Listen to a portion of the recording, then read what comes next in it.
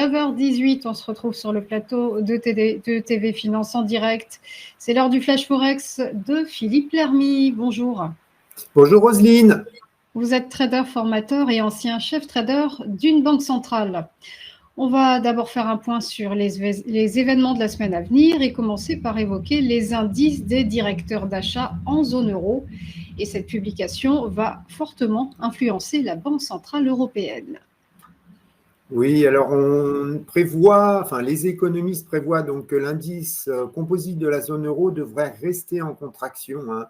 Donc il est anticipé à 48,2 par ceci, hein. Alors ces chiffres devraient avoir donc une importance toute particulière après la déception des 2 derniers mois. On voit que l'économie européenne stagne avec l'Allemagne qui est à la traîne et la France qui a déçu le mois dernier, hein, aussi bien dans le secteur manufacturier que dans les services, hein. Donc, on surveillera si la contraction dans les nouvelles commandes dans l'industrie continue de ralentir, signifiant que le secteur manufacturier a finalement bien atteint un plus bas, hein. C'est ce que les marchés espèrent depuis pas mal de temps déjà. L'inconvénient, c'est que les prix à la production ont remonté, aussi bien dans le secteur manufacturier que dans les services, hein.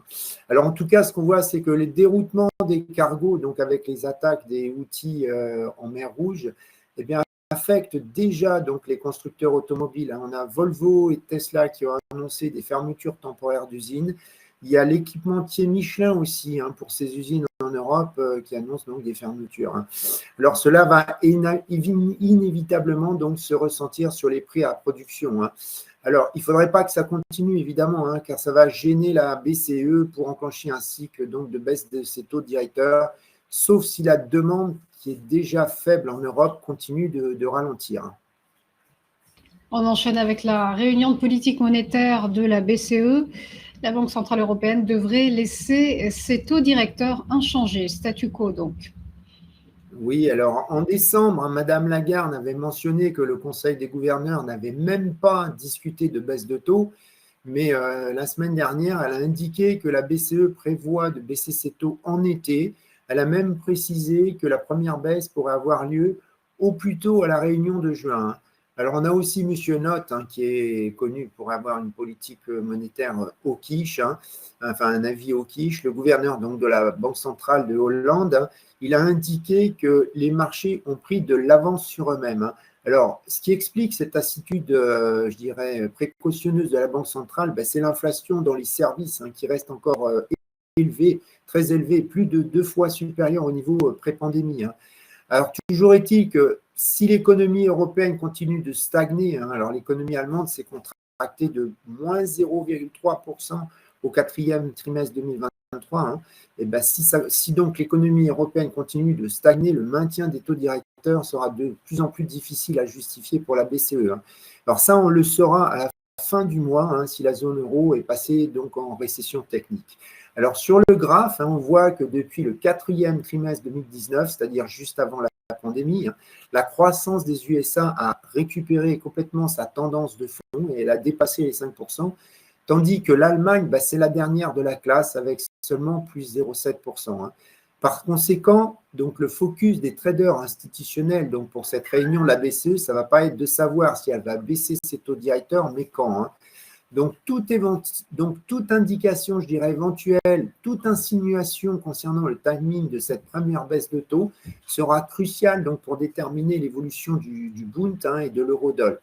Indication, évidemment, que Madame Lagarde pourrait bien essayer d'éluder, hein, ce qui soutiendrait donc l'euro dans ce cas. Si on regarde le marché des swaps interbancaires, donc les traders institutionnels donc, anticipent une baisse des taux directeurs de 38 points de base pour la réunion de juin prochain, donc ce qui ferait une baisse et demie, hein, qui est déjà intégrée par le marché. On enchaîne avec la publication du PIB du 4e trimestre 2023 aux États-Unis, le PIB qui devrait conforter la Fed dans son attitude attentiste. Oui, alors le PIB, la croissance aux États-Unis est attendue à 1,9%, contre 4,9% donc au 3e trimestre, hein. Donc c'est un bon chiffre, hein, grâce notamment à la résilience donc, des consommateurs américains, malgré donc une politique monétaire qui est restrictive et un marché du travail qui est en train de s'assagir.